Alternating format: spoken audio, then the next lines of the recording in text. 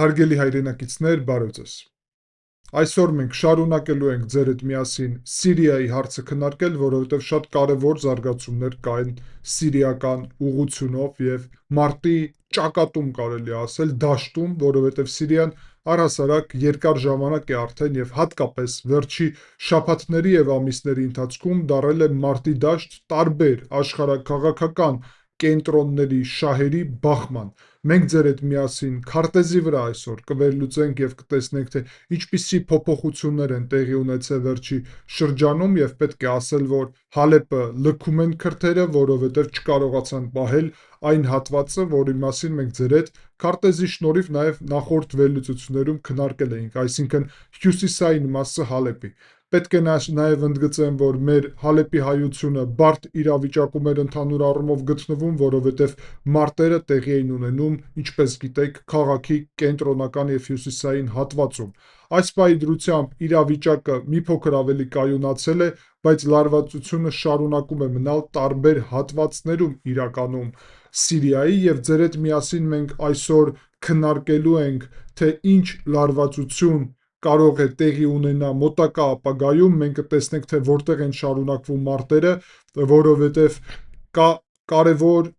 զարգացում եւ դա վերաբերվում է կոնկրետ իսլամական պետություն տերորիստական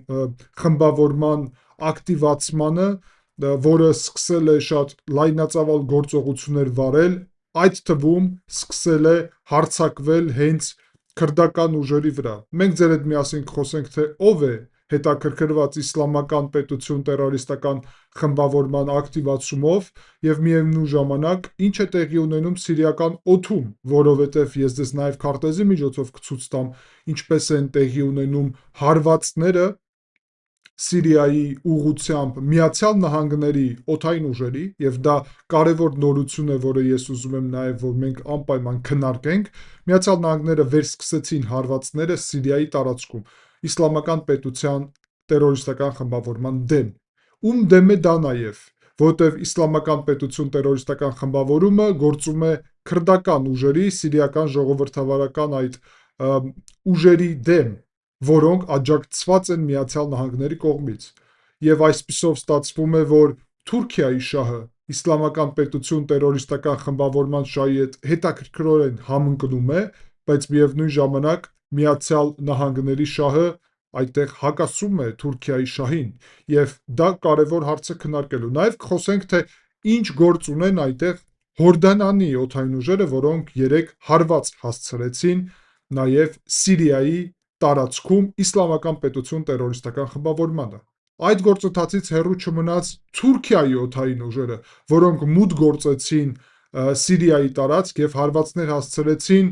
իսլամական տերորիստական այդ խմբավորման դեմ պայքարող քրդական ուժերին, այսինքն դրանով օգնեցին նաև տերորիստական խմբավորմանը իսլամական պետության եւ ձեր հետ միասին նաև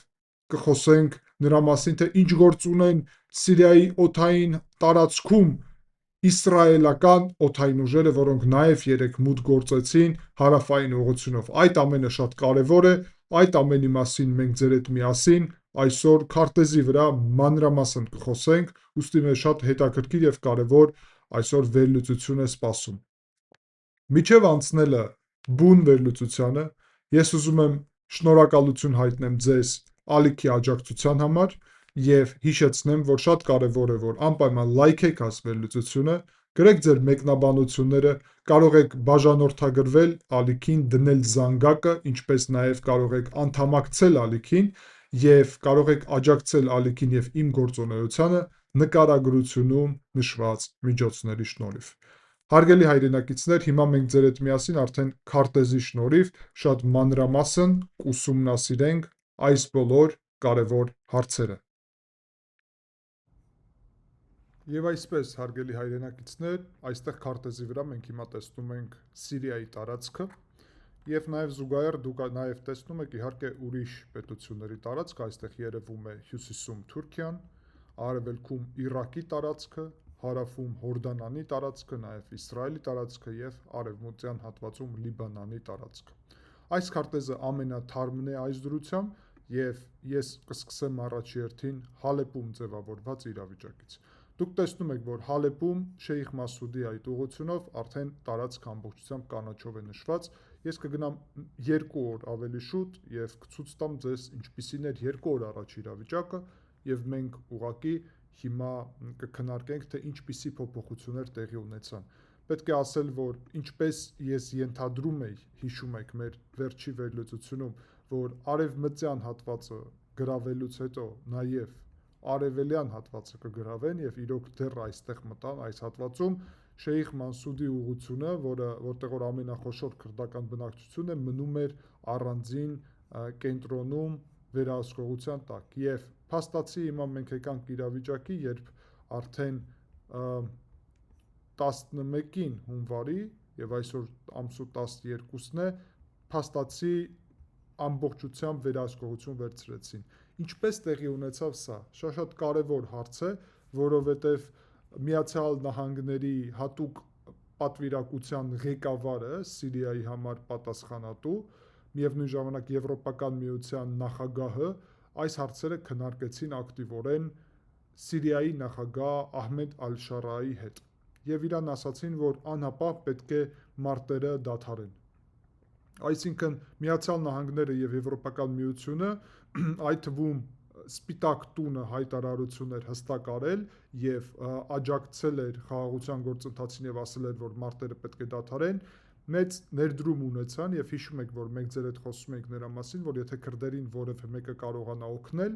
կամ առհասարակ ունակ է օգնել, ապա դա Միացյալ Նահանգները եւ Արևմուտքն են, ուրիշ տարբերակ այստեղ քրդերին օգնության չկա։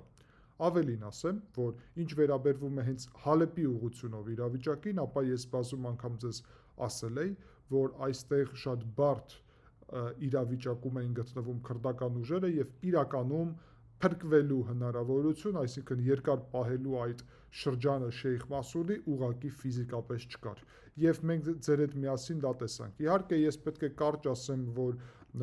օդանավակայանը փակ էր Հալեպի, իսկ Հալեպի օդանավակայանը մնում է երկրորդ օդանավակայանը փաստացի Սիրիայում, որը գործում է, մեկը Դամասկոսում է, այստեղ տեսնում եք մայրաքաղաք Դամասկոսի հատվածում եւ երկրորդը Հալեպում։ Եվ ընդհանուր առումով Հալեպում շատ ծանր իրավիճակ ստեղծվեց։ Կային տասնյակ զոհեր, հարյուրավոր վիրավորվածներ, երկու կողմից էլ, որ ուղիղ ասեմ, որովհետև կողմերը կիրառում էին եւ ես դա ձեզ ցույց եմ տվել նաեւ նախորդ մեր վերլուծությունում տեսահոլովակները կիրառում էին տարբեր հրետանի, կիրառում էին ԱԹՍ-ներ եւ այլն հենց քաղաքի կենտրոնում, իսկ քաղաքը շատ խոշոր քաղաք է Հալեպը։ Այդ իսկ պատճառով հայ համայնքը կոչ էր արել նաև հայերին, որ դուրս չգան եւ որևէ ձև չտուժեն, չլինեն այդ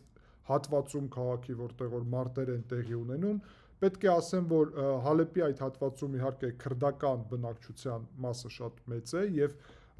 պետք է ասել, որ պայմանավորվածությունները ինչպեսին են ձեռք բերվել, որ այս ուժերի մի մասը, որը այդտեղ գտնվում էին քրդական, ձերբակալված են, մոտավորապես 300 մարդ, մնացածը ուժերը կարողացել են լքել այս տարածքը եւ գնալ դեպի արևելյան հատված, այսինքն այն հատվածը դեղինով, որ այստեղ նշված է, որը գտնվում է քրդերի վերահսկողության տակ, իսկ բնակչությունը մոտավորապես 200,000 մարդ, հարգելի հայրենակիցներ, այսինքն շատ խոշոր բնակչություն գնացել է դեպի հյուսիս, Աֆրին եւ Ազազ, այդ երկու քաղաք կամ մեծ գյուղը կարելի ասել կամ բնակավայր, ուրեմն խոշոր քաղաքներ չեն, որտեղ որ նաև քրդական բնակչություն է։ Հարցը նրանում է, որ այս Աֆրինը վաղուց է գրավել են թուրքերը, վաղուց է եւ վերահսկողություն ունեն այդտեղ։ Ուզում եմ ասեմ, որ թուրքերի վերահսկողությունը այստեղ արդեն քրդական շրջանների վրա կա, այդ թվում Մամբիջի հատվածում էլ քրդեր են ապրում այստեղ։ Ուստի 200,000 մարդու իր տները լքելը Հալեպից, դա արդեն հումանիտար ճգնաժամ է եւ հարգելի հայրենակիցներ, արեք անկեղծ ասենք, ինչքան մարդ հիմա դրա մասին խոսում է աշխարհում։ Շատ քիչ։ Ինչքան ԶԼՄ եւ մամուլ է առհասարակ դրան անդրադառնում, քիչ։ Նաեւ այդ թվում հայկական վերլուծական դաշտում։ Բայց հենց այդ է հարցը, որ խոսք է գնում 200,000 մարդու մասին Եվ երբ նույնը տեղի էր ունենում, մոտավորապես նույնը, մի փոքր ուրիշ տրամաբանությամբ իհարկե, բայց տեղի էր ունենում մեր ուղղությամբ, նկատի ունեմ Լեռնային Ղարաբաղը, նկատի ունեմ 2023 թիվը, ապա մեկ ակնկալում էինք աշխարհից շատ բան։ Եվ հասկանալի է, երբ խոսքը քո մասին է գնում, ապա քո համար դա ավելի ցավալի, ամենացավալի եւ ամենա ոչ արդարն է երևում, բայց տեսեք քրդերի իրավիճակը շատ նման է իրավիճակը եւ նույնիսկ իրանց հանդեպ ուշադրությունը մամուլի պետություն չունեն, ուշադրությունը միջազգային էլ ավելի պակաս է։ Եվ հաշվի առնելով սա, մենք նաեւ պետք է հասկանանք, հարգելի հայրենակիցներ, որ այնպես չէ, որ ամբողջ աշխարհը մեր խնդիրներով է զբաղված, ինչպես մենք սա նաև տեսնում ենք քրդերի հիմա օրինակով տեղի ունեցողը։ Բայց սա մեկ ուղղություն է, Հալեպը վերահսկողության տակ վերցրել են արդեն, հիմա այս Շեյխ Մասուդի ուղղությունով մտել են կենտրոնական ուժերը, Ահմեդ Ալ-Շարայի եւ այդ թվում, ինչպես ասում են, թուրքական ուժերը, որը ներսում կան, եւ Էրդողանը շատ գոհ է այս իրավիճակից։ Ինչու է գոհ? Որովհետեւ Էրդողանը օրերս ասել էր, մենք պատրաստ ենք գալ օգնել ձեզ Հալեպում, եթե այդպիսի օգնության դիմում լինի, ուրեմն դեպի Թուրքիա։ Այդպիսի դիմում չի եղել, բայց մենք գիտենք, որ Թուրքիան միշտ էլ այդտեղ է, որովհետև այսօրվա Սիրիան դարձել է Թուրքիայի ուղղակի ազդեցության գործիք։ Հիմա, հարգելի հայրենակիցներ, շատ կարևոր է ձեր հետ միասին մենք որ նշենք մնացած տարածքներում ինչ է տեղի ունենում։ Այս արևելյան հատվածում Դեյր Հաֆիրի ուղղությունով մարտական իրավիճակը այս պահին կանգնել է, որովհետև հրադադար կա, այսինքն Հալեպից դուրս գալու պայմանավորվածությունները բերեցին հրադադարին, բայց վերջերս, եւ սա կարող ենք ասել 2 օր առաջ, եւ դրանից հետո ես չեմ արել վերլուծություն, այսինքն թարմ է այս տեղեկատվությունը նաեւ ձեր համար, այստեղ մարտեր են նաեւ տեղի ունեցել այս ուղղությունով։ Բայց կարևորը նաեւ այն է, որ այս հատվածում, իսկ հիշում եք, սա ինչ հատված է, նախորդ վերլուծությունում մենք ձեր հետ խոսում էինք, որ այստեղ իսլամական ուրեմն տերորիստական խմբավորումը, այդ իսլամական պետությունը հարձակում էր կազմակերպել Հավրայի ուղղությունով, որը քրդական ուժերի վերահսկողության տակ է, եւ միակ այս ճանապարհն է, տեսնում եք։ Եվ մենք ձեր հետ դա քարտեզի վրա մանրամասն ուսումնասիրեցինք։ Ուստի հաշվի առնելով, որ այդտեղ տերորիստական խմբավորումը հարձակումներ կազմակերպեց,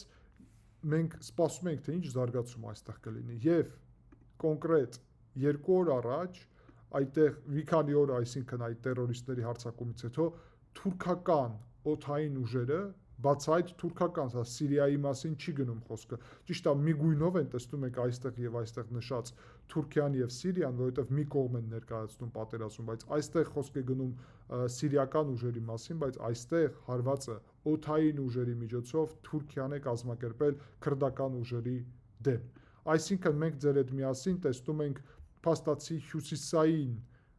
Սիրիայում թուրքական օդուժի ակտիվություն։ Զուգահեռ դրա մենք տեսնում ենք, որ Ալ-Հասակայում այստեղ այս քաղաքում, որը ես բազում անգամ ասել եմ ձեզ, որ սա ինչպես մայրաքաղաք մոտավորապես լինի այս քրդական ուժերի համար, այս տարածաշրջանում ամերիկյան ռազմակայան կա, որը ստեղծվել է նրանից հետո, երբ ռուսական ռազմակայանը դուրս եկավ, այսինքն ռուսները իչոր առումով լքեցին քրդերին եւ ուրեմն դավաճանեցին քրդերին։ Մեր համար սա ծանոթ է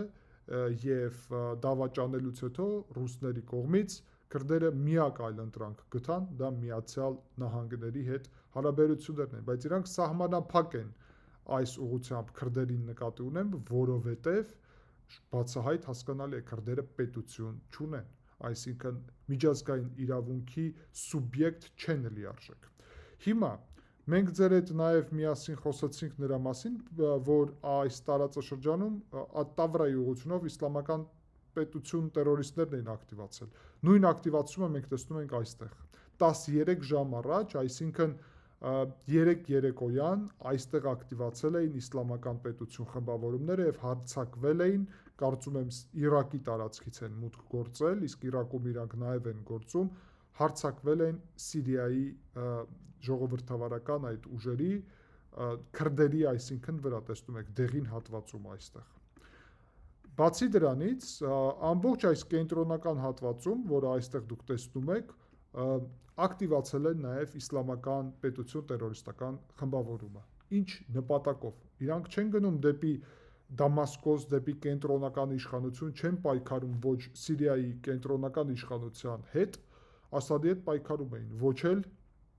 թուրքական ուժերի հետ։ Իրանք պայքարում են քրդերի հետ։ Եվ այս իրավիճակում մենք տեսնում ենք, որ երբ իրանք հարձակվում են քրդերի վրա այստեղ կամ այստեղ, ապա քրդերը ստացվում են, որ հարձակումների տակ են սիրիական կենտրոնական ուժերից այս հատվածում, Թուրքիայի կողմից այս հատվածում, նաև Թուրքիան այս հատվածում է գտնվում, սա գիտեք, Թուրքիայի վերահսկողության տակ է, վտանգ է ներկայացնում, ինչպես նաև փաստացի հարավից քուրդական ուժերը գտնվում են հենց այս տերորիստական խմբավորման վտանգի ներքո։ Դրան ի պատասխան Միացյալ Նահանգները երեք կազմակերպել են առաջի անգամ երկար ժամանակահատվածում հարվածներ իսլամական պետություն տերորիստական խմբավորման դեմ, եւ դուք այստեղ տեսնում եք, որ երեք հաստատեց Միացյալ Նահանգները, որ իրանց կենտրոնական հրամանատարությունը կազմակերպել է այդպիսի հարվածների։ Ես առաջարկում եմ ձեզ կարճ դիտենք միասին տեսահոլովակը, որը ցույց է տալի ինչպես են Միացյալ Նահանգները կիրառել ուժ այդ ուրեմն տերորիստների դեմ։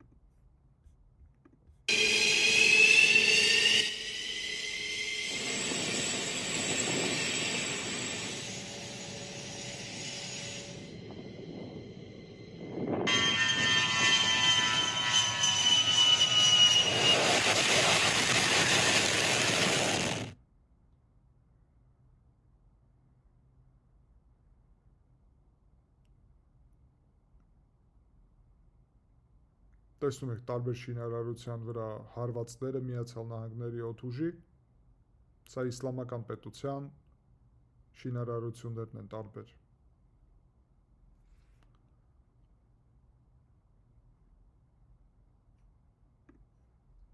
Իրականում իրավիճակը այդպիսին է, եւ դա շատ հետաքրքիր է, որովհետեւ ես արդեն նշեցի եւ մանրամասն հիմա կասեմ, որ մի կողմից ստացվում է,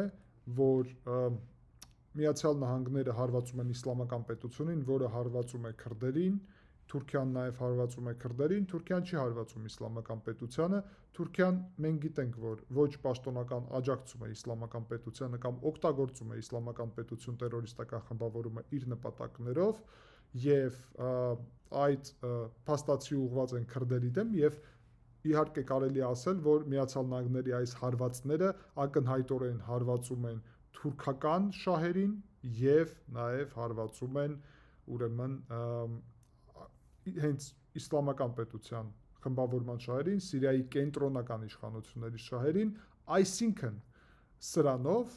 կարելի է ասել, որ աջակցում են քրդերին։ Իսկ երբ իսլամական պետությունը այստեղ գործում է, իսկ թուրքերը հարվածում են քրդերին, ապա թուրքերը օգնում են ուրեմն ISIS-ի այդ ներկայացուցիչներին, նկատի ունեմ այդ տերորիստական խմբավորմանը։ Եվ դա շատ հետաքրքիր իրավիճակ է այստեղ, բայց մենք ձեր հետ միասին նաև պետք է նշենք, փաստացի այստեղ գործում էր Թուրքիայի օդանավը, այս հատվածում գործում էր Միացյալ Նահանգների օդանավները, եւ այստեղ նաև կա եւս մեկ հետաքրքիր տեղեկատվություն։ Հորդանանի օդային ուժերը, որտեղ որ գտնվում է նաև Միացյալ Նահանգների ռազմական, որը կարար կիրառված լիներ այս ուղղությունով, Միացյալ Նահանգները չեն ասել, որ օդանավակայանն են օգտագործել, մի քանի ունեն տարածաշրջանում այս հարվածումների նպատակով։ Պետք է ասեմ, որ Հորդանանի օդային ուժերը նաև մասնակցել են այս ուղղությամբ հարվածներին, որովհետև ասել են, որ Հորդանանը պոտենցիալ կարող է հայտնվի այս իսլամական պետության տերորիստական խմբավորման վտանգի տակ եւ ուստի իրանք իրանց անվտանգություն են այսպիսով ապահովում, ինչը ընդհանուր առումով շատ հետաքրքիր մասնակցություն է, որովհետեւ միանգամից Սիրիայի օդային տարածքում հայտնվեց այստեղ թուրքական օդուժը, կենտրոնական հատվածում ամերիկյան օդուժը, նաև Հորդանանի օդուժը եւ միևնույն ժամանակ առանց որևէ կոնկրետ պատճառ, առանց որևէ կոնկրետ գործողություն հարավային ուղղությունով հայտնվեց Իսրայելի օդուժը։ Այսինքն Սիրիայի տարածքում 4 պետության զինված ուժեր օդային հայտնվեցին միևնույն ժամանակ։ Իհարկե սա նշանակում է ինչ, որ Իսրայելը ասում է հարավային հատվածը իմ վերահսկողության տակ է, մոտիկ չգաք Թուրքիային։ Թուրքիան սրանով ասում է հյուսիսային հատվածը իմ վերահսկողության տակ է եւ այդտեղ չմտնեք։ Իսկ կենտրոնական հատվածը, որը Թուրքիան շատ էր ուզում գրավել եւ իր ժամանակ այդտեղ ռազմակայաններ էր ուզում ստեղծել, այդ թվում Հոմսում եւ Համայում, տեսնում եք այդ քաղաքները, ապա Իսրայելը այստեղ հարվածներ հասցրեց ռազմակայաններին, միջև թուրքերը մտնեին այդ ռազմակայաններ, որ թուրքերը չմտնեն։ Եվ թուրքերը իրականում չեն մտել, այսինքն կենտրոնական Սիրիան համարվում է բուֆերային տարածք մոտավորապես այսօր, հյուսիսայինը թուրքական ազդեցության գոտի է օդում, օդի մասին է խոսքը միայն, հարավային հատվածը օդում Իսրայելի ազդեցության գոտի է, կենտրոնական հատվածը տեսնում եք, Միացյալ Նահանգները մտան, ասցին մենք այստեղ ենք եւ մենք պատրաստ ենք փաստացի այստեղ գործել եւ ինչ որ առումով աջակցել Իսրայելին, սա շատ կարևոր մեսիջ է դեպի Ռեջեփ Տայիպ Էրդողան եւ դեպի Անկարա։ Ընդհանուր առումով իրավիճակը մնում է, ինչպես տեսնում եք, ծանր եւ հրադադարը, որը հայտարարվել է, ես կարծում եմ, որ երկար չի տևի եւ դա նշանակում է իմ պատկերացումով, որ փաստացի պատերազմը կարա վերսկսվել։ Որ ուղղություններով։ Ենթադրում եմ, որ իսլամական պետություն տերորիստները հարավից չեն կարողանալ այս հատվածում առաջընթաց ունենալ, հաշվի առնելով, որ իրանց դեմ հարվածներ են տեղի ունենում, կարծում եմ կենտրոնական իշխանության ուժերը կմոբիլիզացվեն Դեյր Հաֆիրի ուղղությունով եւ Ատ-Տավրայի ուղղությունով հարավում եւ առաջի հարվածը տեղի կունենա հենց այս գլխավոր ճանապարհի ուղղությունով։ Եվ այս հատվածը առնվազն մոտակա ժամանակահատվածներում կարող են գրավել քրդերից։ Դրանից հետո արդեն ավելի մեծ հարց է լինելու, որովհետև պաշտպանվելու հնարավորությունը քրդերի համար կենտրոնական իշխանությունից ավելի հեշտ կլինի, եթե նայենք մի հատ այստեղ կա Ջարաբուլուսի ուղղությունով կամուրջ, մի հատ կամուրջ կա այստեղ, տեսնում եք, եւ մի հատ կամուրջ կա այստեղ, եւ հետո հաջորդ կամուրջը կլինի այստեղ։ Ռաքայի ուղղությունով նաև կամուրջ կար, բայց ինչքանով գիտեմ այդ կամուրջը չի գործում, այսինքն քանդված է։ Դրանից հետո փաստացի այստեղ կամուրջներ չկա, Դերերզորի ուղղությունով նաև կամուրջը քանդված է։ Ուստի սա ստեղծում է ապահով գոտի ինչ որ առումով Եֆրատ գետը այս սիրիական ուժերի համար։ Բայց կա Թուրքիա, որը արդեն գտնվում է այստեղ եւ որը ունի սահման եւ որը կարող է ներխուժի այստեղից հյուսիսից դեպի հարավ։ Հիմա հարց Թուրքիան կգնա թե չէ այս բաց այդ գործողություններին, այդտեղ Միացյալ Նահանգները իր ասելիքը կունենան, այդտեղ եվրոպական ուժերը իր ասելիքը կունենան, բայց Թուրքիան կարա նաև արհամարի Միացյալ Նահանգների եւ եվրոպական ուղակի կոչերը։ Ուստի այդ պատճառով շատ կարևոր է գետնի վրա գտնվելը Միացյալ Նահանգները, երբ խոսք է գնում ոչ ճանաչված պետության մասին, ինչպիսին է Սիրիան եւ քրդերը, ապա դա շատ բարդ է անել։ Հայաստանը, ի տարբերություն Սիրիայից, ունի հնարավորություն, որ Միացյալ Նահանգների հետ համագործակցի այնպես, որ գետնի վրա լինի ներկայություն, որ Միացյալ Նահանգներից պաշտոնական ստանանք զենք, զինամթերք, ինչը քրդերի համար շատ բարդ է, ստանանք զարգացած զենք, զինամթերք, այսինքն դա նաև օդային ուժերն են, որը քրդերը առհասարակ չունեն, քրդերը օդային ուժեր չունեն, Հայաստանի Հանրապետությունը ունենալով պետություն, ունենալով միջազգային ճանաչում, այդ հնարավորությունները ունի, ուստի դրանով են տարբերվում Հայաստանի եւ քրդերի իրավիճակը, հայերի եւ քրդերի իրավիճակը, բայց եւս մեկ բան պետք է այստեղ ասեմ, որ Ռուսաստանը, որը դուրս եկավ այստեղից, նկատի ունեմ քրդերի դեպքում եւ Հայաստանի դեպքում, Ղարաբաղի դեպքում եւ այլն, փաստացի էլ այստեղ գործոն չէ։ Չնայած նրա եւ դա պետք է ձեզ ցույց տամ, որ Լատակիայի ուղղությունով այս ռազմակայանը կարմիրով է դեր նշած եւ ռուսները այստեղ ներկա են դեռ ակտիվություն չեն ցուցաբերում, բայց դեռ ներկա են, դեռ իրենց ամբողջությամբ կոչ չեն արել, որ իրանք լքեն անպայմանորեն այս տարածքը, նկատի ունեմ կենտրոնական իշխանությունը առևտուր են արել ռուսները եւ թուրքերը այստեղ։ Շատ կարևոր հարցը այստեղ նրան է վերաբերվում, որ օդային նույն հատվածում ռուսները չկան, այսինքն կենսական կլիներ, որ լինեին, բայց չկան։ Այդ թվում ռուսները, որոնք առաջ քրդերի այս ուղղությունով գալիս էին, մասնակցում էին, քրդերին օգնում էին, հիմա չկան։ Ռուսները դուրս են եկել այս տարածաշրջանից նույն այն տրամաբանությունով, ինչպես դուրս են եկել Լեռնային Ղարաբաղից եւ ինչպես Հայաստանից տարածքն են նաեւ լքում քաղաքական առումով եւ նաեւ շուտափույթ կարող են լքել ֆիզիկապես, որովհետև ռուսները թուլանում են եւ դրա վառ օրինակը նաեւ Սիրիայում ամբողջությամբ ռուսական գործոնը հաշվից հանելն է, որովհետև այնտեղ կա Միացյալ Նահանգներ, Ֆրանսիա, Միացյալ Թագավորություն, Իսրայել, սիրիական կենտրոնական իշխանություններ, Թուրքիա, բայց Իրանը եւ Ռուսաստանը այստեղ թուլացել են։ Մենք, հարգելի հայրենակիցներ, ձեր հետ միասին կշարունակենք հետևել այս շատ կարևոր զարգացումներին եւ երբ լինի կարևոր փոփոխություն, ես ձեզ անպայման տեղյակ կպահեմ։ Շնորհակալ եմ ուշադրության համար, կհանդիպենք, ցտեսություն։